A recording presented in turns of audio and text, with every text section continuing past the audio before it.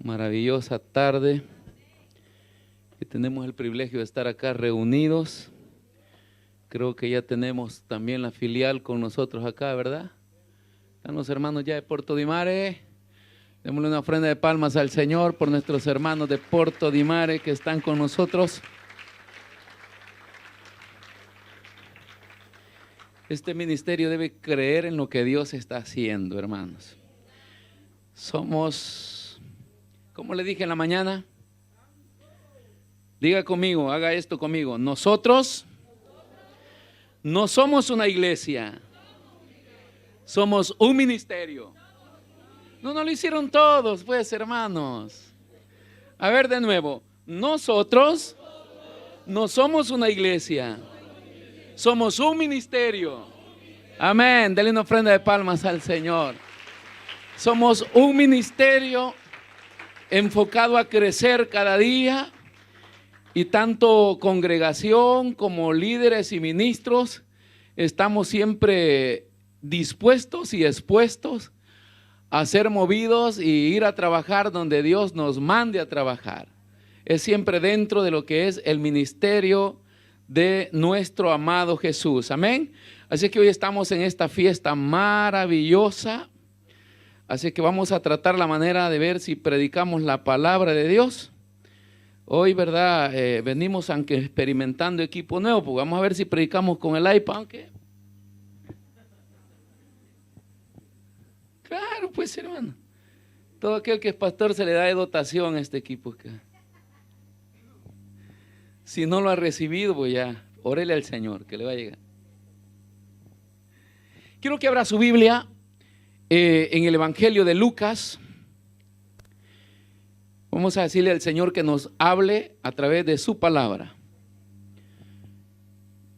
Todas las cosas de Dios no son por emoción, tampoco son por magia, sino que el obrar del Espíritu Santo trabaja en base al conocimiento de cada uno de nosotros. O sea, el crecimiento y el desarrollo individual de cada miembro del cuerpo de Cristo se va desarrollando, el Espíritu Santo le ayuda a desarrollarse en base a cuánto conoce. Porque si no conoce nada de la Biblia, el Espíritu Santo no puede hacer nada en la persona.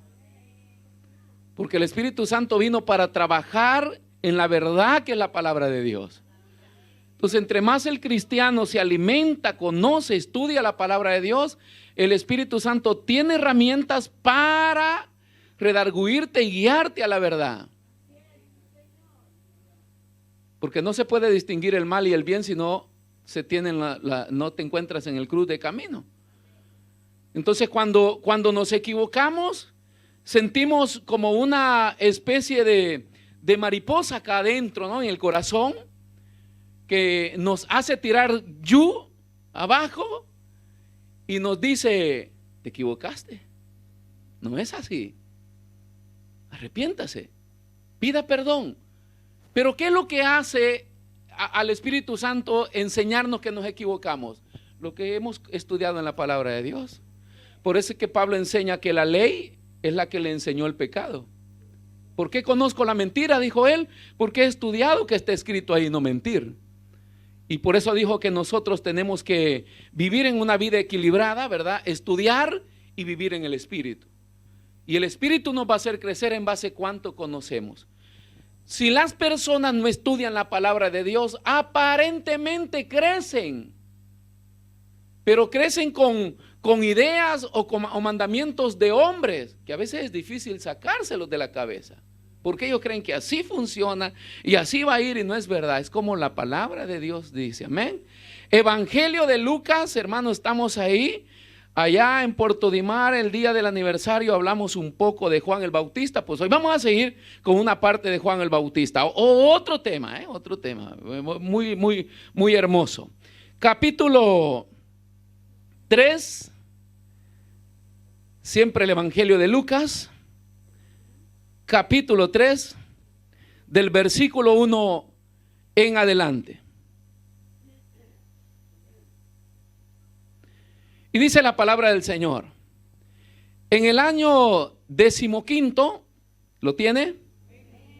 Del imperio de Tiberio, César, siendo gobernador de Judea, Poncio Pilato, y Herodes tetrarca de Galilea, y su hermano Felipe tetrarca de Iturea, y de la provincia de Traconite, y de Lisanias tetrarca de Abilinia. Ahí quedan todos esos lugares en Israel. Y siendo sumo sacerdote, Anás y Caifás, vino palabra de Dios a Juan, hijo de Zacarías. ¿Dónde? En el desierto. Y él fue por toda la región contigua al Jordán, predicando el bautismo del arrepentimiento. Quiero decirle que el Jordán es el límite del desierto, para luego entrar a la tierra prometida. ¿Ok? Entonces dice que Juan, ¿verdad? Le vino la palabra en el desierto y luego se movió un poquito hasta el Jordán, pero hasta ahí, predicando el bautismo del arrepentimiento para perdón de pecados. Como está escrito en el libro de las palabras del profeta Isaías, que dice: voz del que clama, ¿dónde? Vaya entendiendo eso, por favor. Él estaba en el desierto, pero así estaba escrito: voz del que clama en el desierto, preparad el camino del Señor, enderezad sus sendas. Todo valle se rellenará y se bajará todo monte y collado. Los caminos torcidos serán enderezados y los caminos ásperos allanados. Y verá toda carne la salvación de Dios. Y decía a las multitudes que salían para ser bautizados por él: oh generación de víboras, ¿quién os ha enseñado a huir de la ira venidera? Haced pues frutos dignos de arrepentimiento y no comencéis a decir dentro de vosotros mismos: tenemos a Abraham por padre. Porque os digo que Dios puede levantar hijos a Abraham aún de estas piedras. Y ya también el hacha está puesta a la raíz de los árboles. Por tanto, todo árbol que no da buen fruto se cortará y se echará en el fuego. Y la gente le preguntaba diciendo: entonces, ¿qué haremos?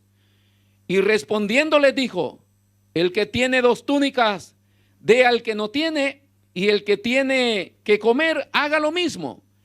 Vinieron también unos publicanos para ser bautizados y le dijeron: maestro, ¿qué haremos? Y él les dijo: no exijáis más de lo que os está ordenado. También le preguntaron unos soldados diciendo: ¿y nosotros qué haremos? Y les dijo: no hagáis extorsión a nadie, ni calumniéis, y contentaos con vuestro salario. Como el pueblo estaba en expectativa, preguntándose todos en sus corazones si acaso Juan sería el Cristo, respondió Juan diciendo a todos: yo a la verdad os bautizo en agua, pero viene uno más poderoso que yo, de quien no soy digno de desatar la correa de su calzado. Él os bautizará en Espíritu Santo y fuego. Su aventador está en su mano y limpiará su era y recogerá el trigo en su granero y quemará la paja en fuego que nunca se apagará. Como con estas y otras muchas exhortaciones anunciaba las buenas nuevas al pueblo. Entonces Herodes el tetrarca, saliendo reprendido por Juan a causa de Herodías, mujer de Felipe su hermano, y de todas las maldades que Herodes había hecho, sobre todas ellas añadió además esta: encerró a Juan en la cárcel y después le cortó la cabeza. Oramos. Padre, te damos gracias en el nombre poderoso de Jesús. Te adoramos, Señor, te bendecimos, te damos toda gloria y te damos toda la honra a ti. Te pedimos que esta tarde, Señor, con la unción de tu Espíritu Santo, nos haga fluir para poder predicar tu palabra. Y que todos los que están en esta sala, Señor, estén atentos a escuchar el consejo de tu palabra. Y que tu Espíritu Santo, Señor, les haga, Señor, alojar esa palabra en sus corazones para poder ponerla en práctica, Señor. Cuando tú lo consideres necesario, o cuando estemos en la dificultad, o cuando estemos enfrente, Señor, de un llamamiento, o lo que tenemos que hacer en tu obra. Ayúdanos esta tarde, Señor. Te pido que tomes el control de esta asamblea, como lo has hecho desde el inicio, reprendiendo todo espíritu que se opone, todo espíritu crítico, todo espíritu, Dios mío, contrario. Señor, lo ponemos en tus manos para que seas tú obrando, que tu Espíritu Santo gobierne en esta casa y que tú hagas conforme tu santa voluntad. Háblanos, porque nosotros escuchamos esta tarde tu voz. En el nombre poderoso de Jesús te lo pedimos. Gracias, Señor. Gracias, Jesús. Amén, Señor, y amén. Gloria al Señor. Puede sentarse, hermanos, esta preciosa tarde. Bienvenidos los pastores, ¿verdad? Pastores Hernández, que están con nosotros hoy, mi esposa, los pastores Rivera, que están acá también. Hoy tenemos esta linda ceremonia y queremos dedicar todo lo que hacemos acá al Señor. Que toda la gloria sea para nuestro Señor. A esta pequeña meditación, pequeña de 1 hora y media, le he titulado Fundamentos del compromiso con Dios. Fundamentos del compromiso con Dios. Y vamos a estar con la ayuda del Señor viendo por lo menos 3 elementos fundamentales dentro de lo que es el compromiso que tenemos con Dios. Y casi va dirigido a nosotros los pastores, pero que acá tenemos líderes y que tenemos futuros ministros del Señor. Con esa motivación yo sigo predicando. Esta iglesia central y las iglesias filiales que son parte de este ministerio son llamados un semillero del Señor. Amén. ¿Por qué? Porque Dios nos ha dado promesas de que de acá va a seguir levantando hombres y mujeres que van a tomar el compromiso para ponerse a la brecha y poderle servir a Él. Amén. Sí, hermanos. Por eso es que siempre que estamos en liderazgo no dejo a un lado nuestras hermanas maestras de Libea también. Que Dios ha levantado acá, son 5 ministerios. Hay apóstoles, profetas, evangelistas, pastores y maestros. Y una iglesia es completa cuando estos ministerios del Señor salen a luz y se ponen al servicio de la obra de Dios. Amén. Y entonces ahí Dios nos usa. Hay quienes ya estamos, ¿verdad? En la tarea, pero hay otros que queremos, los que ya estamos, queremos mostrarles que ellos un día también van a estar al frente de la batalla, haciendo la obra del Señor. Son cosas que vamos a ir entendiendo hoy en base vayamos estudiando la palabra del Señor. Entonces, hermano, le decía, son fundamentos de compromiso con Dios. La vez pasada le decía que la palabra compromiso viene del término latín que significa compromisum. No, hablo latín también un poco. Y es usada para describir, ¿verdad?, una transacción pactada entre 2 personas en la cual depositan, hacen un depósito, ¿verdad?, en una tercera persona o más personas que servían como una identidad de árbitros. Entonces, cuando estas 2 personas rompían el acuerdo, tenía que venir este arbitraje y dar una sentencia. Y así se absolvía o se deshacía el pacto que habían hecho o el trato que habían hecho. Por eso es que se llama compromiso con Dios. ¿Y qué señala esto? Señala que nosotros los pastores, los ministros, cualquiera que sea el llamamiento que Dios le haya dado, nosotros también hemos hecho un compromiso con Dios. Y el compromiso que nosotros hacemos es entregarle nuestra vida al Señor para que Él tome el control.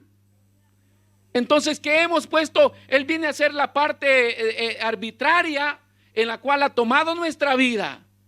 Y Él es el que va a decidir si esto se termina o sigue. pero es el Señor el árbitro en nuestras vidas. Entonces tenemos esta especie de trato con el Señor, compromiso con el Señor. Amén. Entonces, desde el punto de vista espiritual, hermanos, tiene que ver con la entrega que nosotros le hemos hecho al Señor, ¿verdad? Especialmente cuando el Señor nos llama, nos entregamos al Señor y nuestra vida viene a ser diferente. Yo quiero decirle a los pastores que están comenzando que no puedes aceptar un llamamiento del Señor y pensar que tu vida va a seguir de la misma manera como era antes. Porque uno es cristiano, uno es líder de la iglesia, pero a veces tienen más prioridades nuestros compromisos familiares o nuestros compromisos seculares, nuestros anhelos y nuestros sueños. A veces están por sobre las cosas que Dios nos ha mandado a hacer. Tanto así que hoy tenemos una iglesia que se mueve por los intereses materiales. La gente está soñando venir a la iglesia y pactar con Dios para que le dé casa, le dé carro. Y a veces los que son llamados al ministerio siguen con esa mentalidad. Pues yo quiero destruir ese pensamiento hoy. Porque el que se pone en las manos del Señor y acepta un llamamiento del Señor, su vida no será igual. Sufre cambios. Cambios drásticos, no porque yo desee cambiar, es porque Dios es el que controla de hoy en adelante mi vida. Y mis sueños son modificados. Mis anhelos de personas son modificados. Los anhelos de familia vienen modificados. Hasta que uno termina aceptando el modelo de vida que Dios quiera que viva. Pero es un trato que hicimos con el Señor. No pensemos que aceptar un ministerio es porque todas las cosas van a ir bien. No, eso le va bien a los del falso evangelio. O sea, les va bien en esta tierra, pero en la vida venidera no, ya sabemos, ¿no? Entonces no podemos enfocarnos en que nos vaya todo bien hoy, sino en saber que nuestras vidas están en las manos del Señor y que Él es el que tiene el control de nuestras vidas. Amén. ¿Cuántos alaban al Señor, hermano? Entonces, San Juan capítulo 5, versículo 35, quiero hacerle ver este versículo porque es la manera como Jesús resume el ministerio de Juan. ¿Qué dice este versículo 35? Jesús dice que Juan era una antorcha que ardía y alumbraba, y vosotros quisisteis, dice, regocijaros por un tiempo en su luz. Hay una variedad de versiones de Biblia, y una de la Biblia del oso, por ejemplo, en la versión más reciente, dice que el ministerio de Juan duró, ¿cuánto? Un día. Pero es para reflejar que el ministerio de Juan aún fue más corto que el de Jesús. Pero no importa el tiempo en cuanto nosotros vamos a durar sirviéndole al Señor, sino que lo que Jesús dice, que Él era una antorcha que ardía. Uno de estos domingos le estaba predicando que la única iglesia que ilumina es la iglesia que arde. Y Él es comparado a una antorcha. Pero estas palabras, ¿verdad?, con las cuales Jesús define el ministerio de Jesús, se conoce a través de la historia en la antigüedad, que una antorcha en aquel tiempo le llamaban a un maestro de la ley. Porque los judíos consideraban que el maestro de la ley tenía la luz de la palabra y de la revelación. Tanto así que a uno de sus maestros, de sus rabinos, le llamaron la luz santa. Porque ellos consideraban que ellos tenían la única revelación, ellos eran los que sabían la palabra, y a través de los consejos de ellos, el pueblo o la nación tenía luz. Por eso es que Jesús hace esta comparación con la antorcha que ardía, pero lógicamente que no era una cosa solo de decirla, sino que admiraban la sabiduría de esos hombres, la consagración de esos hombres, la rectitud de esos hombres con la que buscaban a Dios. Por eso es que los consideraban como la persona que tenía la revelación, como una especie del pastor, para aquellos que creen todavía en su pastor. Porque hoy se ha llegado el tiempo que la gente no cree más en los pastores. Y se necesita creer en un guía espiritual. Por eso es que Dios nos llamó y por eso es que nos ha puesto a servir. Entonces Jesús está haciendo esa comparación, ¿no? Pero hay algo importante, porque la expresión esa, que es a la que yo le quiero llevar en esta introducción, que dice al inicio, Él era. Cuando Jesús está declarando esto, a Juan ya le habían cortado la cabeza. O sea, el ministerio de Juan ya había terminado. Y fue muy corto. Pero dice que lo comparó. Ahora nosotros lo podemos tomar como la antorcha original, ¿no? Esas antorchas que se hacían de tela y luego les metían aceite, y cuando le encendían el fuego, esas antorchas iluminaban, y así pues iban por las cuevas los cavadores, los que andan buscando tesoros, y todos estos usaban ese tipo de antorcha. Hoy nosotros tenemos iluminado por todos lados porque tenemos la energía eléctrica, pero en el tiempo antiguo no existía eso. Bueno, yo crecí alumbrándome con candil, que ya era con gas. Pero dice que la antorcha alumbra en base al aceite. Y ese aceite tiene una relación a la unción del Espíritu Santo que Dios da a cada ministro. Pero vamos a ir entendiendo, hermano, al menos estas tres cosas, porque la primera cosa que nosotros encontramos acá es el fundamento. En el compromiso encontramos el fundamento de la ubicación. Porque ¿dónde estaba Juan? Volvamos a la porción que leímos al inicio, capítulo 3, versículo 1.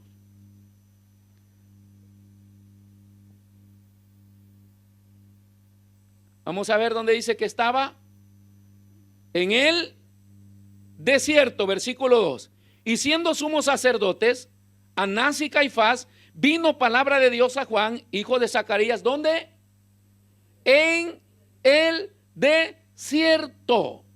¿Sabe que es importante para todo ministro y para todo aquel que sabe que Dios lo va encaminando a lo que es a tomar este compromiso en un liderazgo y servirle al Señor? Es importante la ubicación. Porque lo que identifica a un ministro es el lugar. Proféticamente es lo que identifica. Porque estaba profetizado de que el lugar donde Juan iba a desempeñar todo su ministerio era en el desierto. Y cuando hacemos una comparación a nuestros días, todos nosotros, desde que hablo con las personas que sirven en la iglesia, hasta los que son líderes y los que son pastores, siempre tenemos que tener el cuidado de no estar ubicados en un lugar, en una posición por una necesidad, sino porque ha habido un mover de Dios, ha habido una revelación de Dios, ha habido una luz de Dios que Él me está llevando y me está ubicando en ese lugar. Hoy usted va a ver un montón de ministros moviéndose para arriba y para abajo en Estados Unidos, en Europa, donde hay más plata. Y la Biblia dice que Juan estaba en el desierto. Y vea qué tremendo, hermano, la importancia de encontrarnos ubicados donde Dios nos pone. No necesario ser un ministro. Usted puede ser un servidor de la iglesia, pero ahí donde le nombraron que usted va a servir a alguien, Dios le iluminó para que usted haga esa función, y ese es el lugar donde Dios lo ha puesto. Si Dios quiere moverlo de ahí, pues va a iluminar de nuevo para que lo pasen a otro lugar. Pero la persona debe estar, hermano, seguro, convencido de que Dios lo ha puesto en ese lugar. Y esto tiene que ver con todo el desarrollo del crecimiento, porque el desierto, la Biblia no dice que Juan solamente fue al desierto para desempeñar su ministerio, sino que la Biblia enseña que Juan creció en el desierto. Lucas capítulo 1 versículo 80, un poquito atrás. Y el niño crecía y se fortalecía en espíritu, y estuvo en lugares desiertos hasta el día de su manifestación a Israel. O sea, no es que Juan creció en su familia, en su casa, y luego cuando ya era grande se fue al desierto. No, dice que Juan creció en ese ambiente del desierto. Y lo que podemos tomar de este versículo es que el desierto no solamente son los lugares difíciles que nosotros enfrentamos en la vida, o nos enseñan que si Jesús te llama vas a pasar por el desierto. Ok, todo está bien, pero cuando habla de que Juan crecía, y si estamos hablando del ministerio de Juan, entonces quiere decir que el desierto, el lugar de ubicación, también tiene que ver, hermano, con el desarrollo de crecimiento y de formación. Pues todo el mundo quiere ministerio y todo el mundo quiere servir, no quiere formación. Y a veces queremos, ¿verdad?, las cosas que vengan fáciles. Y en cambio dice la Biblia que Juan ahí estuvo en esos lugares desiertos. Y ahí crecía. Y ahí se fortalecía en el espíritu. Y estuvo en esos lugares hasta el día que Dios consideró necesario que Juan se manifestara a Israel para poder desarrollar su ministerio público, que fue muy corto. Pero aparte de que en ese lugar, aunque no sea un ambiente acogedor, aunque no sea un ambiente, hermano, donde muchos quieren estar, nosotros cuando hemos viajado a Israel, ¿verdad?, se sube por toda la parte de Buena Vista, porque es vista al mar Mediterráneo, y ahí están las mejores playas, partiendo desde la capital moderna, la capital transgresiva, que es Tel Aviv. Uno va por toda la ribera del mar y entonces puede contemplar las playas, y no solo las playas, contempla los grandes edificios que han llegado a montar las empresas multimillonarias, ¿verdad?, que tienen todas las empresas ahí. Pero aparte de eso, usted puede ver viviendas que cuestan millonadas de dólares y euros. Y entonces dicen, una casa de esas te cuesta tantos millones. ¿Y quién puede vivir ahí? Ahí viven los millonarios, los dueños de los diamantes. Entonces usted va por toda esa bella vista, pero luego, después de que llegó al norte, ya baja por el lado del Jordán. Y después de que deja Tiberíades y viene por el lado del Jordán, se va perdiendo la vegetación y se van perdiendo las viviendas, y usted se va acercando a una tierra árida, que es todo el desierto de Judea. Y ese desierto inicia desde mitad de camino hasta que usted llega a la frontera de Jerusalén. Pero es una tierra que no produce nada, colorada y reseca. Pues en ese ambiente creció Juan el Bautista. Y en ese ambiente crecían los ministros antiguos. Porque hablar de los ministros de hoy es un poco complicado, porque hoy se crece en cuna, ¿no? Y cuando se llega a recibir el llamado del Señor, hay muchas exigencias. Ya los pastores nuevos y ministros nuevos ya vienen con una lista de exigencias. Gracias a Dios los nuestros no. Y si lo exigen, hasta ahí llegó nuestra amistad. Porque no pueden haber exigencias. Todo lo que nosotros necesitemos, pues Dios se va a encargar de suplir. Pero no es nuestra perspectiva de llamamiento, de compromiso, ¿verdad?, el sacar ventaja de Dios. No, si Dios en su soberanía nos quiere ayudar, nos quiere suplir, la providencia de Él va a estar ahí. Pero si Él no quiere, si Él sabe que ese es mi proceso, si Él sabe que ese es mi lugar de formación, pues yo debo de entender, porque yo hice un trato con Él. Y ya no me puedo escapar. ¿Por qué? Porque le deposité mi vida en sus manos. Y Él es el que tiene el control de mi vida. Amén. Denle una ofrenda de palma al Señor, hermano, si usted está gozoso esta tarde. Entonces Juan crecía en ese lugar. Y vea lo que dice Lucas en el capítulo 3, versículo 2, ¿verdad? Porque es importante adaptarse, hermano, a perfección en el lugar donde Dios nos pone.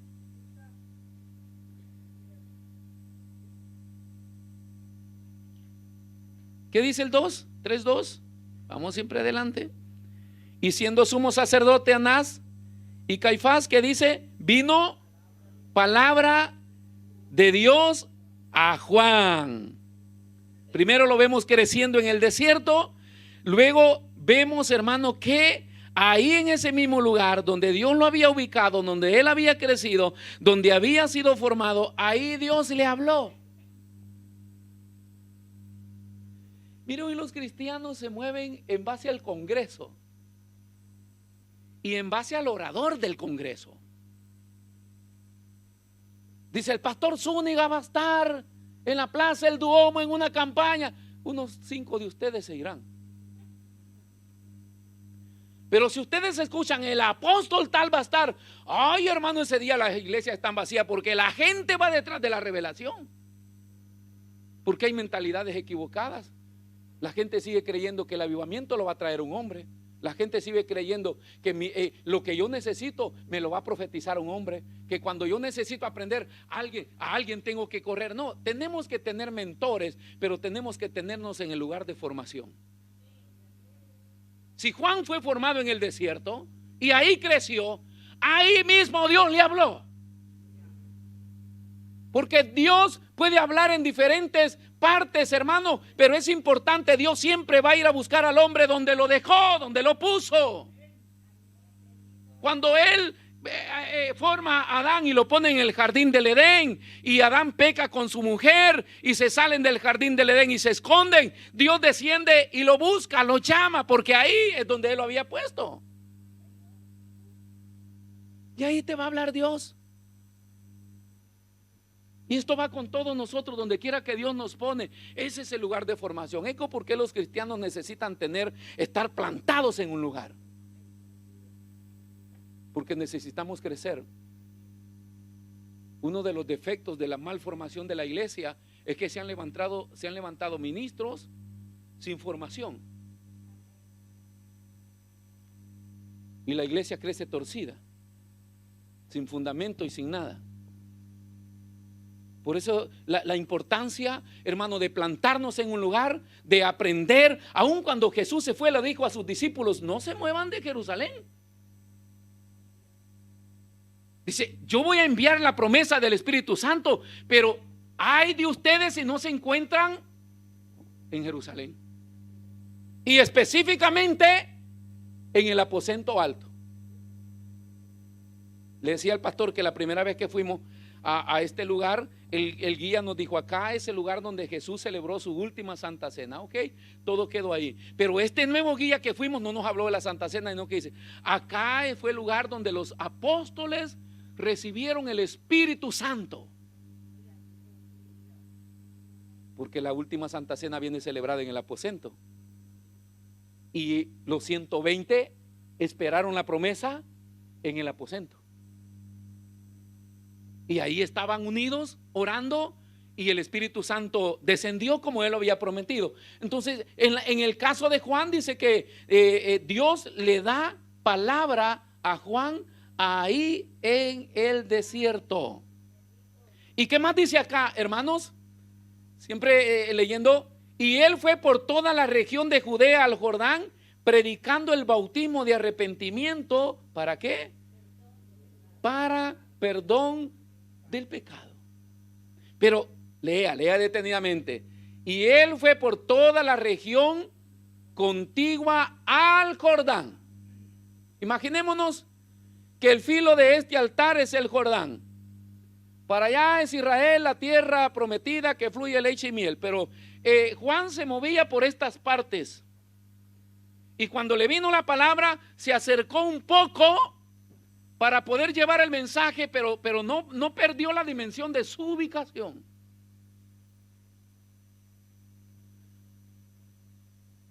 Hoy a nosotros Dios comienza a usarnos con revelación y con todo. Nos ponemos otros títulos encima y ya estamos viendo para dónde vamos a viajar, porque así andan los ministros hoy. Y vamos a ver, Dios me está usando, y si Dios me está usando, pues yo voy para todas partes. Juan no, nunca perdió la dimensión de su.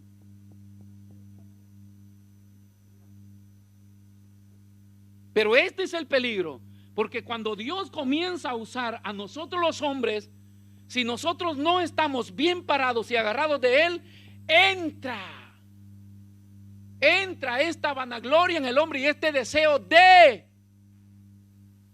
poder demostrar de que yo soy usado por Dios. Y si aquí no me escuchan, hermano, en esta iglesia, me voy para otra a predicar, porque soy un instrumento del Señor y me tienen que escuchar. Juan no se movió de ahí. Ahí creció, ahí fue formado, ahí Dios le habló, ahí le daba los mensajes a Juan, ahí en el desierto. Y cuando le dio el mensaje, no se llenó de orgullo y no dijo: ok, muchachos, discípulos míos, quien quiera me sigue y el que no, no, pero yo voy para Jerusalén. Ahora, escuche esto, por favor, hermano. Porque él mantuvo esta posición, pero la Biblia dice, hermanos, que toda Jerusalén y Judea venían a él. Eco, porque el que es llamado por el Señor debe tener respaldo. Y en este ministerio hemos tenido respaldo de Dios. Y esa es la evidencia por qué todavía existe después de 19 años. No vean por el pastor, porque yo tengo un montón de defectos. ¿Sabe por qué existe este ministerio todavía? Porque el compromiso lo hicimos con él, y el que nos llamó es él. Y aún la gente que se ha ido de esta iglesia, por allá se anda lamentando que quisiera volver. Y de repente me estás escuchando: vuelva, si es nuestro. Yo no agarro gente de otra iglesia, pero que se fue de acá lo agarramos de nuevo, es nuestro. Y a veces le digo a unos hermanos: ¿y usted por qué? ¿De dónde viene? Dice: de allá, de la otra punta. Y usted pasa por todo Milano, ¿sí? Ha visto que hay varias iglesias ahí, sí. Quédese en una de ellas. Y dice: no, pastor, a mí Dios me trajo acá. Ok, siga acá.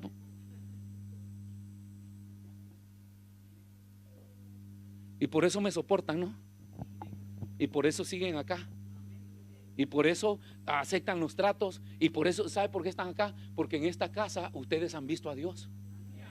Porque en esta casa han visto cómo Dios se manifiesta y cómo Dios ha hecho tantas cosas con nosotros. Pero toda la gloria es siempre para Él. No es a nosotros los hombres.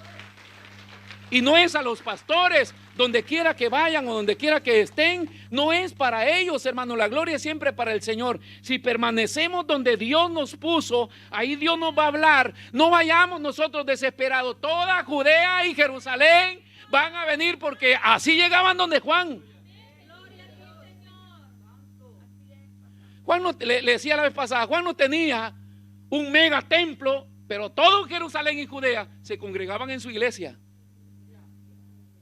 No transmitía el mensaje en directo, pero Jerusalén y Judea se congregaban en la iglesia de Juan. No tenía redes sociales, ni Facebook, ni nada. No existía eso.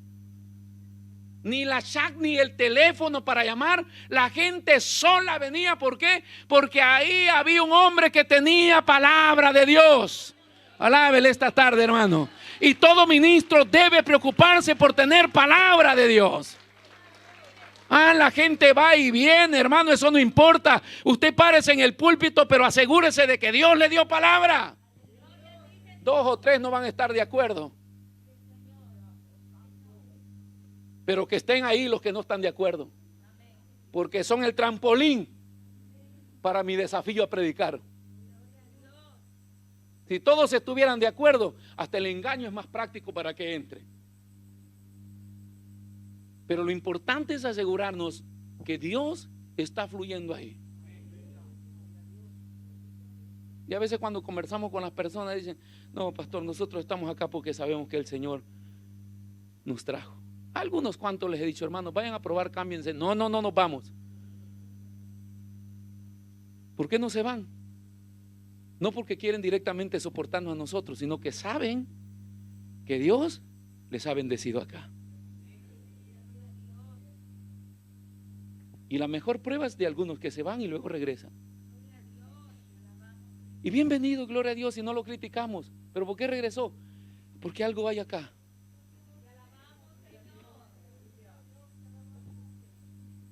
porque la iglesia del Señor no es nuestra.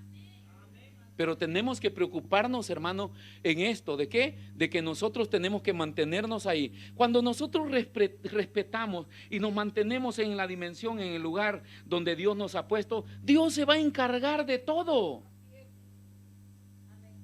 Él venía predicando, ¿verdad? Diciendo el arrepentimiento, y las personas solitos venían a donde Juan estaba predicando. Le dije que proféticamente el lugar de ubicación es el que identifica al ministro. ¿Por qué?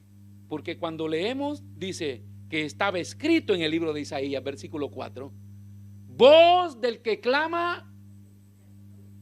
Imagínense un día Juan hubiera estado en el muro de los lamentos. Estaba el templo de ¿quién? De Herodes todavía. En el templo, en el tiempo de Juan. Imagínense, Juan hubiera aparecido en el templo de Jerusalén para dar una cátedra. Eso hubiera estado lleno porque la gente sigue el ministro. Imagínense que el mismo Herodes romano no lo quería matar. ¿Por qué? Porque tenía el temor de echarse encima a todo el pueblo que aceptaban a Juan como un profeta.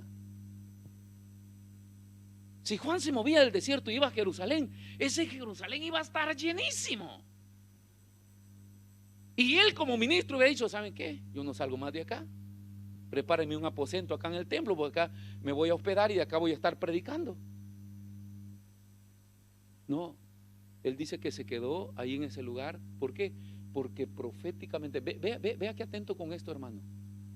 Vea qué cuidado el que tenemos que tener. ¿Por qué? Porque cuando nosotros nos desubicamos y nos movemos para donde Dios no nos dijo, la antorcha no arde.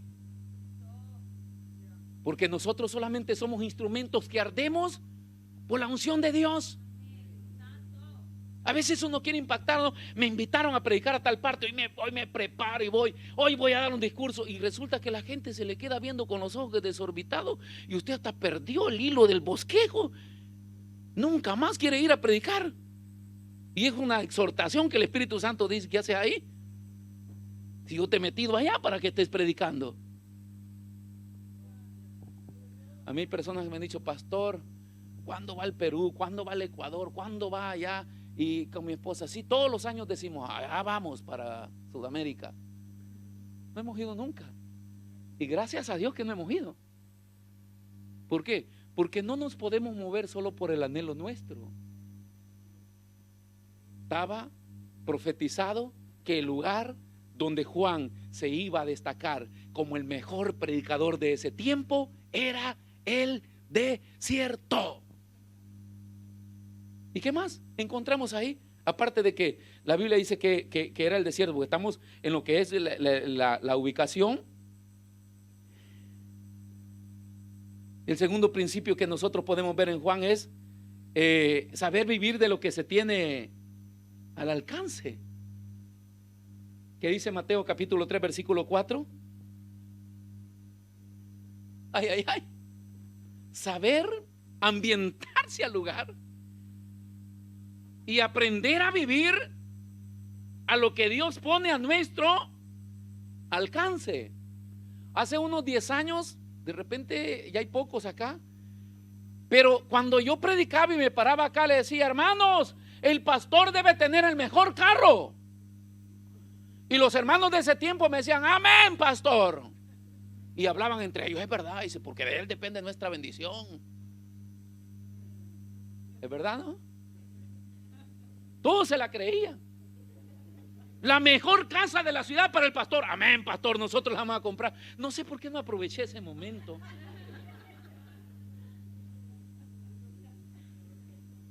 Eco, ¿por qué nos quedamos lamentando después de no tener dónde vivir? Pero la gente se lo creía, hermanos. ¿Por qué? Porque la gente siempre se cree el cuento. Y ahora, ¿qué es lo que pasa? Pero un día nos ministró el Señor y nos hizo enderezar nuestros pasos, y me hizo ver que nosotros éramos como, hablo porque habíamos un grupo de pastores que organizábamos eventos, y me hizo ver como que nosotros los habíamos agarrado a todos ustedes como un pajaraco muerto y les estábamos arrancando las plumas. Comenzamos a hacer números para un evento que estábamos organizando y el evento había superado los $100,000, euros. Gracias a Dios que me vino la iluminación, porque me dijeron: acá hay un almuerzo, acá hay una cena, acá hay un seminario. Y yo les dije: ¿y quién va a estar en la cena? Nuestros hermanos. ¿Y quiénes van a estar en el seminario? Nuestros hermanos.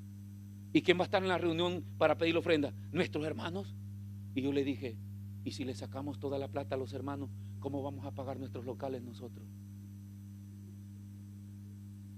No, Dios va a proveer. No, yo dije: no me retiro de esta cosa. Y así Dios comenzó a enderezar nuestros pasos, y hoy hemos decidido vivir de lo que podemos tener a nuestro alcance. No, si viene un avión, gloria a Dios.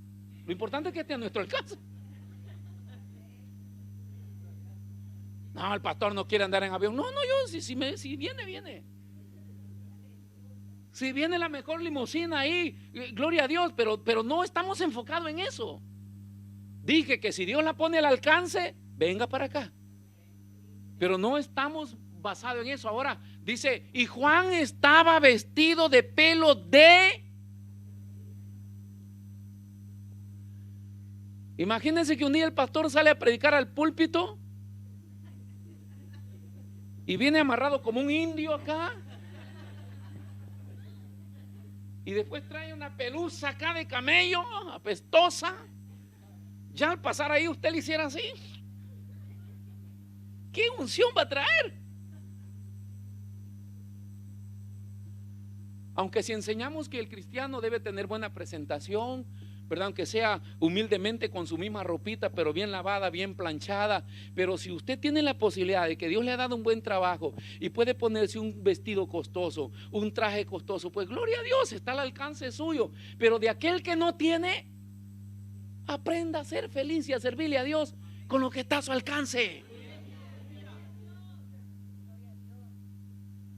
Eco, porque aquí unos vienen con Dolce Gabbana y otros con cuero de camello.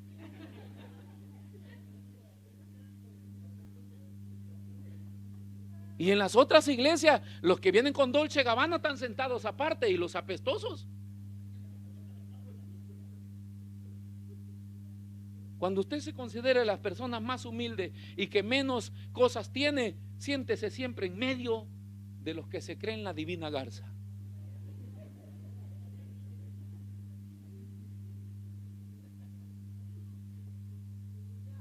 Aprender, hermanos, a vivir feliz, gozoso, sirviéndole al Señor con lo que esté a nuestro alcance. Y tenía un cinto de cuero alrededor de sus lomos, ¿verdad? Y su comida. Imagínense que hoy comenzamos a presentar los 3 menús para la cena. Y dicen: ay, yo no quiero pollo. ¿Quiere langosta?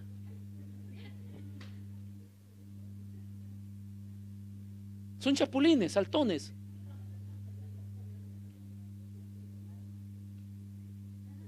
Bien frititos, hermano.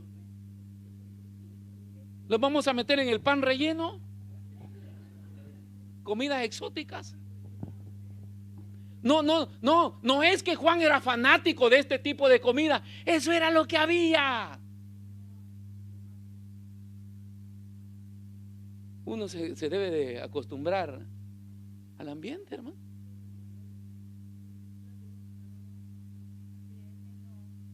¿Y cómo puede un ministro de estos tiempos aceptar el reto del Señor y después estar exigiendo sueldo? Estar exigiendo vivienda. Pues si Dios te la da, gloria a Dios. Pero ¿y si no llega? Gloria a Dios. Gloria a Dios. La cosa es que hay que estar ahí para poderlo vivir y decir. No es fácil. No es fácil un nuevo pastor que va para allá y tiene, ¿cuántos son? 4 o 5, 4.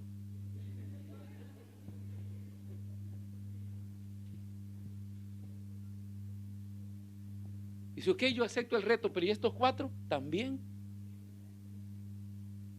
Pastor, ¿se me van a morir mis hijos? No creo.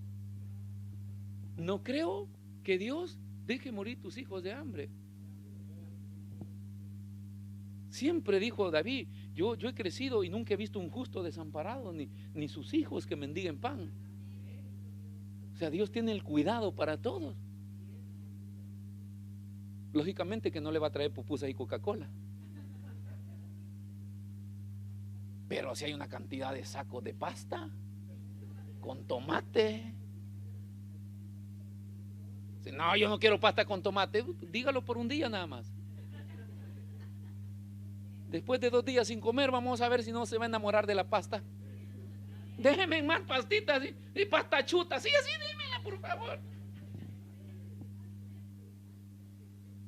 En los cursos de sobrevivencia les cuento a algunos hermanos que después de 2, 3 días sin comer, pasábamos corriendo por ahí alrededor de los comedores militares, y ahí cuando sacuden los manteles botaban los pedacitos de pan así. Yo recogía mis migajitas de ese, parecía gato comiendo cabezas de camarón. Un pan ya sin sabor, viejo, comido de las hormigas, hasta con unas cuantas hormiguitas para adentro.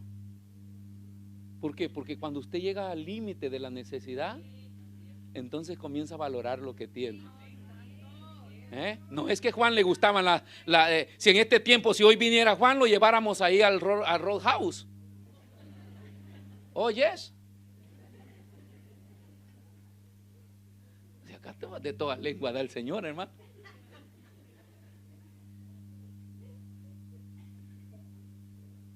Pobre Juan se nos hubiera muerto acá.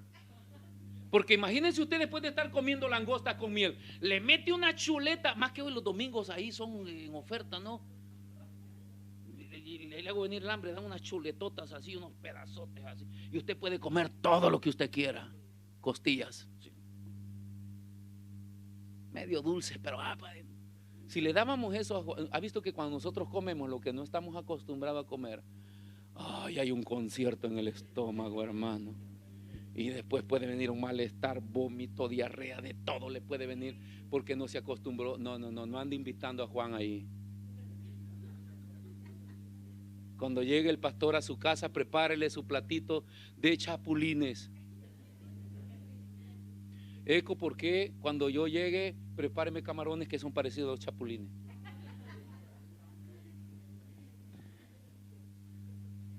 Entonces vea, hermano, el acostumbrarnos, ¿verdad?, a vivir a lo que está a nuestro alrededor. No era fanático de los insectos, hermano, no. Eso es lo que había.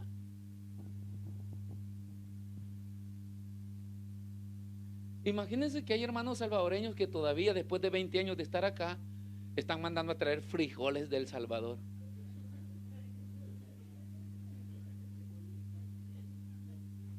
Es que eso es lo más rico que hay, pastor. No es lo más rico. El problema es que toda su vida eso es lo que tuvo al alcance.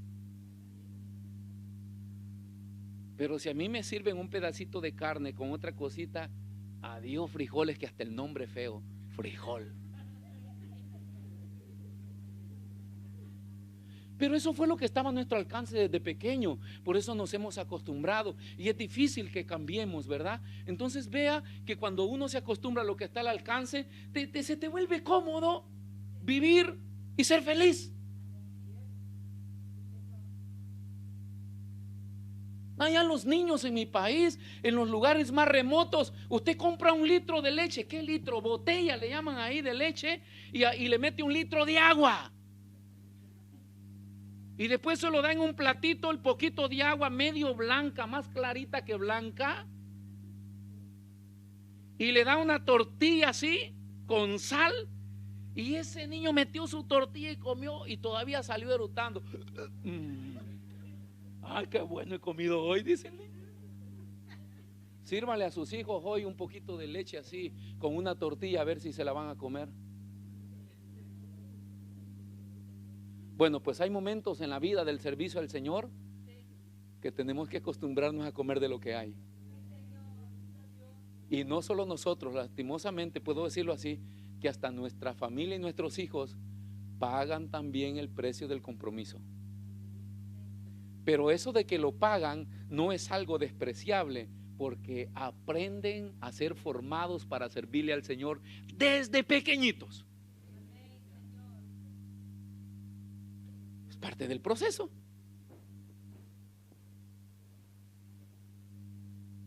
Por eso es que yo a veces le enseño y le digo, haga con su vida lo que quiera, pero no abuse mucho. Hoy nace el niño y la gente está preocupada, ni diezma ni ofrenda, porque hoy le compran leche especial. Y la leche ese del supermercado, ay no, esa leche no le hace bien a mi niño. Aunque sea esa, hubiera querido yo. Yo me levantaba del polvo, cuenta mi mamá, y ahí venía llorando, todo chorreadito porque tenía hambre, y existía el azúcar de pilón, que eran unos pedazos de azúcar así, y mi mamá mantenía de esa y agarraba el terrón de azúcar y me lo daba, y ya salía yo con mis manos todas llenas de lodo y barro. Entre lodo y barro, hermano, eso era sabroso. Cuentan, ¿no? Así crecí. Y míreme acá, estoy más fuerte que mucho. Cuidado, hermana, cuidado. Aunque está diciendo la verdad, pero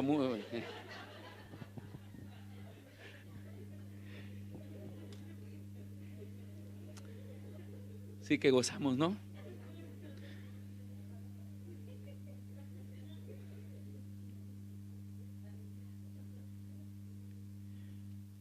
No es un masoquismo, hermanos. Es parte de un trabajo del Espíritu Santo que nos da el gozo a aceptar la situación y a vivir con lo que tenemos alrededor. No, sin el Espíritu Santo no aceptamos nada de eso. Queremos más. Alguna vez yo me he parado acá y le he dicho, hermano, yo me estoy muriendo de hambre porque usted no da, porque usted no ofrenda. Mire que yo me sacrifico, mire que yo estoy predicando acá. Nunca he escuchado eso de mí. ¿Por qué? Porque el Espíritu Santo nos ha enseñado a aceptar la situación, a comer cuando hay abundancia, dijo Pablo, y a entrar en el ministerio del chinito cuando no hay, milando nada más. Pero es el Espíritu Santo el que te hace vivir con gozo y satisfecho. ¿Por qué? Porque a pesar de lo que estés viviendo, te encuentras en el lugar donde Dios te ha puesto, y ahí Dios te usa, y ahí quieres estar porque te sientes complacido de servirle al Dios que tú amas. ¿Por qué los hombres de Dios murieron? Ofrecieron sus vidas en sacrificio, les cortaron la cabeza, los destrozaron todos, y ellos gozosos no lo negaron. Porque el amor que el Espíritu Santo plantaba en ellos les daba la resistencia para poder complacer al Señor que les había tomado por soldado. Nosotros hemos sido llamados por el Señor y Él nos ha tomado por soldado. Entonces, diga conmigo, venga lo que venga, podemos servirle al Señor. Otro punto importante, hermano. ¿Qué es lo que nos motiva a trabajar? Porque vea lo que dice Juan capítulo 1 versículo 24. Hay dos delegaciones que encontramos acá que van donde Juan. Ya hablamos de la ubicación, el lugar donde hay que estar. Ahí Dios te habla. Bueno, ahí creces, ahí te formas. Y qué bueno cuando uno, después de pasar de los años, dice, wow, desde cuando nos llamó el Señor, lo que hemos vivido. Yo a veces le cuento a los hermanos y les digo, desde que el Señor nos llamó, yo he vivido en todo Milano.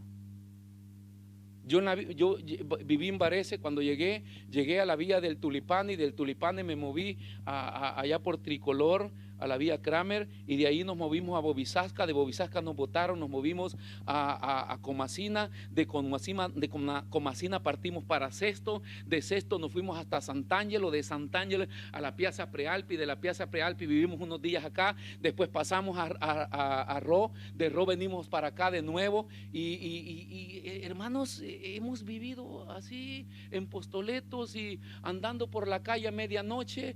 Y después uno dice, wow, todo lo que ha pasado, ¿no? No, hoy vienen nuevos hermanos y dicen, ¿y el pastor por qué no va a evangelizar?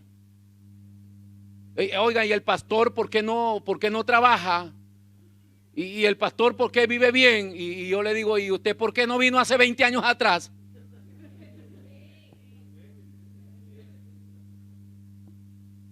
todo tiene un precio. Todo tiene un sacrificio. Todo da su fruto a su tiempo.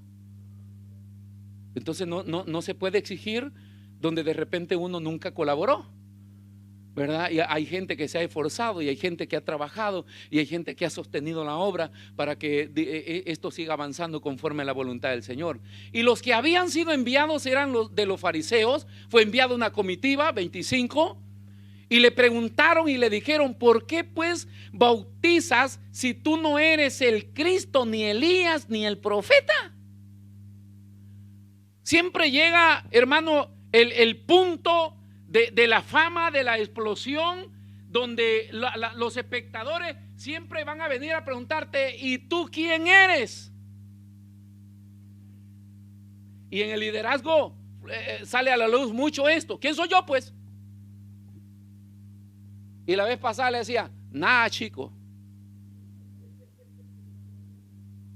Ah, no, yo soy el pastor. ¿Y qué? Nada. No, pero yo soy el líder. Pero hay un líder supremo, que es nuestro Señor Jesucristo, el dueño de la iglesia, el que edificó su iglesia, el que no duerme por cuidarnos a nosotros, a mí y a usted, a todos en general. Nosotros solamente tenemos llamados, ocupamos posiciones y funciones a desempeñar, pero el jefe de la iglesia, el padre de la iglesia, el dueño de la iglesia, se llama Cristo Jesús. Denle una ofrenda de palmas a Él. Entonces, ¿nosotros quiénes somos? Nada, servidores del reino. Pero siempre te van a mandar a preguntar: ¿y tú quién eres? Me ponga ahí, por favor, el excelentísimo, apostolísimo Zúñiga Santo. Los hombres quieren eso. ¿Quién eres? Según nosotros, tú eres el Cristo. Según nosotros, tú tienes una posición. Juan dice: no, yo no soy. Porque vemos la respuesta que Juan le da a ellos y les dice: pero yo ya les he respondido que, dice, yo la verdad bautizo con agua, pero detrás de mí viene, yo no soy el Cristo. Vea qué lindo esto, hermano, lo que tenemos que tener los servidores del Señor. Nosotros, ¿sabe quiénes somos nosotros? Los burros. Pastor, no, somos los instrumentos que Dios usa. Entonces el burrito llegó contento porque donde su mamá burra y le dijo: mamá burra, hoy que fui a Jerusalén, fíjate que toda la gente me recibió con palmas y me tendían alfombras. Y le dice la mamá: pero y entonces le dice que ve mañana de nuevo.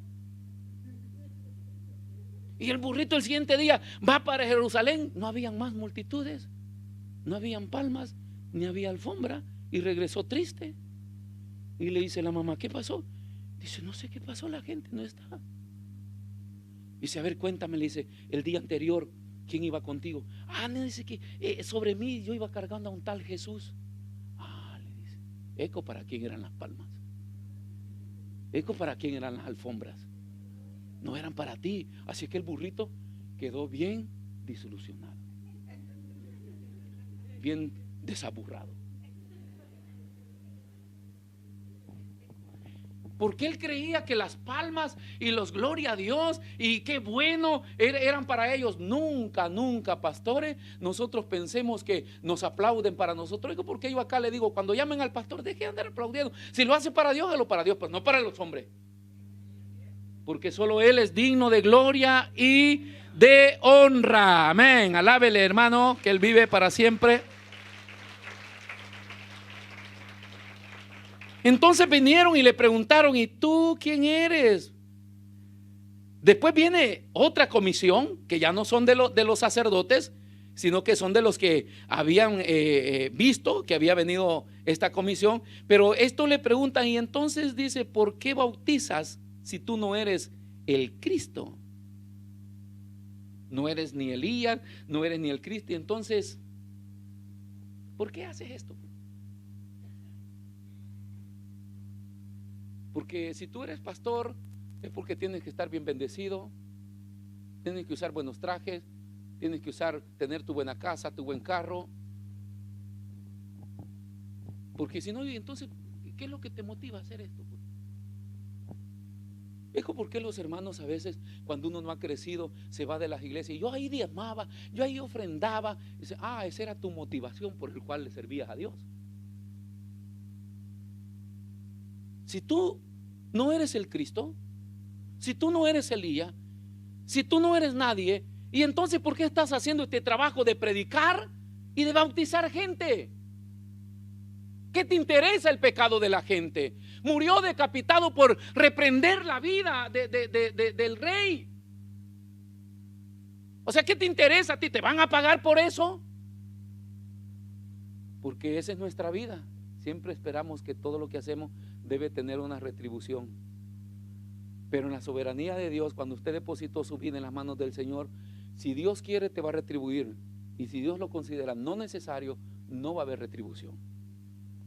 Y usted tiene que seguir sirviéndole al Señor. ¿Por qué? Porque no lo hacemos por interés, lo hacemos por un amor desinteresado.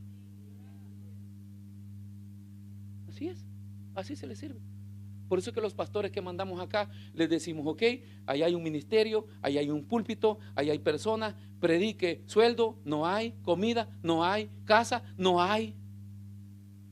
Entonces yo no voy, no vaya, oremos por otro, el que sigue. Pero todo eso Dios lo puede dar después. La cosa es que Dios quiere probar nuestra convicción por la cual nosotros le vamos a servir. Amén. Entonces vea qué lindo, hermano, cómo Dios trabaja. Ya vamos a ir cerrando. No se canse, que es bueno aprender la palabra de Dios. Amén.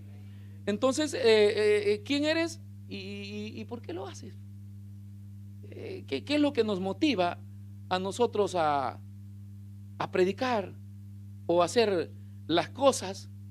Entonces Juan tuvo que explicarlo y decir, no, yo no soy el Cristo. Yo soy el que fue profetizado y fui enviado y nací para esto. ¿Y qué es lo que te mueve a hacerlo? Es que yo amo al Señor, que he entendido que detrás de mí hay alguien más poderoso que mí, el cual, dijo él, no soy digno de desatarle sus sandalias. Último, volvamos a Juan 5:35. Él era una antorcha que ardía y alumbraba, pero él era. Entonces, por muy ungidos que nosotros seamos, por muchas multitudes que nosotros podamos atraer predicando la palabra de Dios, por muchos milagros que puedan acontecer donde nosotros ministramos, siempre tenemos que ser conscientes que nosotros solamente somos una luz momentánea y que la luz eterna se llama Jesús, porque Él dijo, yo soy la luz. Y todos los hombres no tenemos luz propia, tenemos la luz reflejada de la luz eterna de Cristo Jesús. ¿Por qué, hermano, tenemos que tener en la mente la transición? ¿Qué es eso de la transición, pastor? Que todo lo que inicia, termina. ¿Por qué la mentalidad? Los pastores no se pensionan, los pastores se van a morir en el púlpito. ¿Quién le dijo eso? En el tiempo antiguo hasta los 50 años servían. Y en el tiempo de hoy, aunque usted quiera llegar a viejo, tiene que ir cediendo espacio. ¿Por qué? Porque el aceite se va agotando. Nosotros fluimos solamente por el aceite. Usted a pocos años ya no ve el José Zúñiga que vieron los primeros. No tenía que seguirme con la cámara si hubiéramos registrado en aquel tiempo. Y a veces me bajaba y predicaba por ahí y andaba y estaba sudando y estaba todo esto. ¿Y hoy por qué no lo hace, pastor?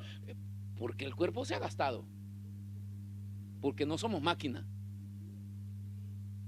¿Y por qué? Porque hay que ir entendiendo que hay una transacción en la cual todo ha iniciado y todo va a ir terminando. No, hay un hermano que dice: no, pastor, yo quiero verlo a usted bien viejito ahí. Vea, usted sí sigue ahí viejito, yo no.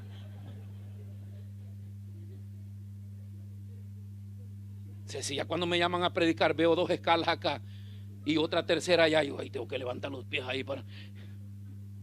Antes uno salía corriendo y llegaba, y eso, ok, ¿verdad? Ya hoy lo hago, pero de repente después me quedo pensando si todavía estoy funcionando bien. Pero aparte del desgaste humano, hermano, uno tiene que ir entendiendo cuando la chavata se le va llenando. Sí, los humanos nos gastamos. Hay una unción de Dios que nos hace fluir, pero hay tiempos que tenemos que entender nosotros. Por eso el Señor dice que Juan era y tuvo un tiempo en el cual todos vinieron y se regocijaron y se abrigaron, ¿verdad? En la antorcha que alumbraba, pero luego se apagó. Y Juan mismo lo declara porque le dice a sus discípulos, ¿verdad? Porque los discípulos, hubo un debate con los discípulos. Dice: mira, el que tú bautizaste está bautizando allá al otro lado. Y Juan les dice: miren, muchachos, nadie puede hacer nada que no le sea dado por Dios. Y yo se los he dicho un montón de veces, le digo: Juan, que yo acá no soy eterno, soy una voz que clama en el desierto y que ha venido para preparar el camino al que viene detrás de mí. Y es necesario, dijo Juan, que yo mengüe para que él crezca. Vean qué lindo la mentalidad. Aún se le atribuye, hermanos, que Apolo había sido formado por discípulos de Juan, porque lo que Apolo enseñaba era el bautismo de Juan y la doctrina de Juan. Y por eso es que cuando se encontró con Pablo y Pablo le enseña, Aquilas también y la esposa le enseñan, ¿verdad?, la doctrina de Jesús, él no se negó. ¿Por qué? Porque Juan los había preparado para decirles: detrás viene otro. Tú no puedes pasar predicando siempre de Juan el Bautista. Él fue un ministerio así, pero de quien se predica es de Jesús. Y entonces le instruyeron y le enseñaron. Y esas personas son dóciles para poder trabajar y para poderles enseñar cuál es la mejor ruta para servirle al Señor. Amén. Entonces es importante entender esto, hermanos, y no quiero dejarlos a mitad, pero hay que entender, ¿verdad?, el fundamento de este compromiso y del tiempo. Vea lo que dice 2 de Samuel capítulo 21 versículo 16. Porque es un peligro no entender el fundamento del compromiso y de saber, ¿verdad?, el tiempo de transición que nosotros tenemos que ser conscientes. Hace unos 10 años era pecado hablar de copastor acá. Pastor, ¿por qué no pone un copastor? ¡Fuera! La reprendo en el nombre de Jesús. Pero con el pasar de los años y el trabajo del ministerio, nosotros vamos a tener copastores en la iglesia, porque vamos a compartir el trabajo. Ya el Señor ha trabajado con ellos, ya hemos trabajado juntos, ¿verdad? No es fácil trabajar con el pastor Zúñiga, pero si trabajamos para el Señor no tenemos ningún problema. ¿Por qué? Porque hay que ir compartiendo el trabajo si queremos que la obra avance, crezca y se vaya perfeccionando cada día. Entonces, ¿qué aparece acá? Un error del tiempo. ¿Qué le dije? Samuel, 11, póngame. 2 de Samuel 11, del 1 en adelante. Ahí encontramos una de las historias de David. ¿Qué dice? Y aconteció en el año siguiente, en el tiempo que salen los reyes a la guerra, que David envió a Joab y con él a sus siervos y a todo Israel, y destruyeron a los amonitas y sitiaron a Rabat. Pero David se quedó ¿dónde? Hay un tiempo que el ministro dice: yo creo que ya es tiempo, ¿verdad?, de ir. Que vayan otros, que vayan otros, que vayan otros. Y esto le pasó a David. Y usted conoce toda la historia porque fue la parte más destrozadora en la vida de David. Porque dice que era el tiempo de que los reyes estuvieran en la guerra, Pero David consideró que ya era necesario de que él se quedara y que fueran yendo otros, y resulta que ahí pues cometió todo el pecado que cometió con Betsabé. Y no solamente eso, porque si vamos a hablar del pecado generacional que se transmite, vemos la destrucción de toda la familia de David por esta falta, el error del tiempo. Si ya era el tiempo de retirarse o todavía no. Entonces acá vemos una falla de este tiempo en el cual no podemos decidir nosotros ya retirarnos o cuándo, pero hay un termómetro de Dios, ¿verdad? Tiene que haber una sensibilidad de Dios para que nosotros podamos, hermano, entender cuándo. Yo a veces le digo, pero no vaya a creer que yo ya me voy a retirar. No, hermano, sí. Eso va para largo todavía. Hoy sí vamos al 21.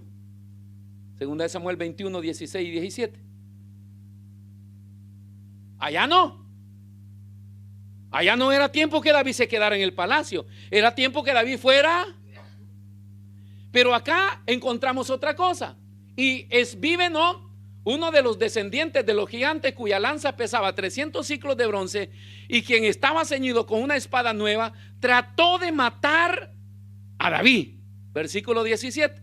Mas Abisaí, hijo de Sarbia, llegó en su ayuda e hirió al filisteo y lo mató. Entonces los hombres de David le juraron diciendo: nunca más de aquí en adelante saldrás con nosotros a la batalla, no sea que apagues la lámpara de Israel.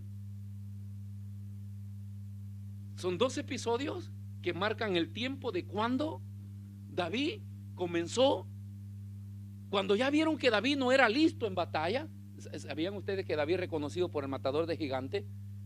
Porque no es que David mató solo a Goliat, David casi exterminó a todos los gigantes, mató muchos gigantes, y este último lo iba a matar a él. ¿Por qué? Porque David ya no estaba en su mismo vigor para poder defenderse y atacar. Entonces el mismo ejército, sus líderes se dan cuenta y dicen: no, tú eres el guía, tú eres la luz, tú eres el ungido de Dios, no te podemos perder porque se apagará la lámpara. De hoy en adelante tú te quedas en casa y nosotros salimos. Entonces vea qué lindo, hermano, es entender esto, porque nadie se quiere, ¿verdad?, retirar, ni nadie quiere dejar su puesto o saber que tiene que pasar mando. Nosotros nos aferramos mucho y no entendemos a veces los tiempos de Dios. Pero este ministerio, para que crezca, tenemos que entender esas 3 cosas que le dije, que son: 1, la ubicación, el lugar donde Dios nos pone, donde Dios nos llama, donde Dios nos mueve, ahí quiere que nosotros estemos. El segundo, ¿cuál le dije que era? El por qué hacemos las cosas. ¿Qué nos motiva a hacer las cosas? ¿Tú quién eres? O si no eres nadie, ¿por qué lo haces? ¿Qué es lo que nos motiva? Nos tiene que motivar el amor que nosotros tenemos hacia Dios. No nos debe motivar un sueldo, favores que nos hagan, el bienestar, el sacar ventaja de las cosas de Dios, el sacar provecho. No nos tiene que motivar eso. Nos tiene que motivar el amor que tenemos al Señor, porque lo reconocemos que Él es el Salvador de nuestras almas. Y la tercera, ¿cuál es? Entender el tiempo de transición. ¿Cuándo hay que dejar? Es necesario menguar para que Él crezca. No hablemos de edad. Es necesario apartarme para que Él vaya. Es necesario moverme para que el otro entre. Es necesario dar espacio. ¿Por qué? Porque yo solo fui llamado para este tiempo. Y eso es lo que quiero que entendamos, iglesia y ministros, que Dios está llamando a este ministerio también, ¿verdad? Que nosotros somos llamados y somos movidos, estamos dispuestos a ser movidos en base a como Dios quiera que este ministerio vaya avanzando. Y no nos podemos aferrar a nada, porque quiero decirles que la gente que se congrega acá es del Ministerio Maranata, y la gente que se congrega en Puerto de Mare es del Ministerio Maranata, y la gente que se congrega en Richone es del Ministerio Maranata. Los de acá no son míos, los de allá no son ni de él, y los de Richone no son de Remberto, no son de los pastores. Las almas son de Cristo y nosotros somos servidores del Señor. y hoy estamos acá, mañana vamos para allá, pero ahí estamos sirviéndole al Señor. Entonces, tres cosas bien fundamentales, ese compromiso que tenemos que tener. Hoy quiero que se ponga de pie en el amor del Señor y vamos a pasar a esta ceremonia. Quiero llamar a mi esposa, que siempre me ha